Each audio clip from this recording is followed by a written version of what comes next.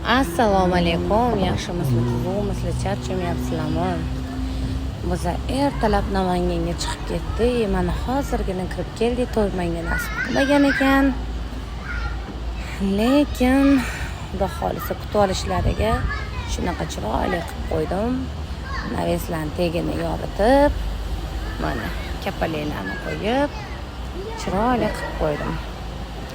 Yoshlar baxtli bo'lsin. Jasur kelasi yilga xudo xolisa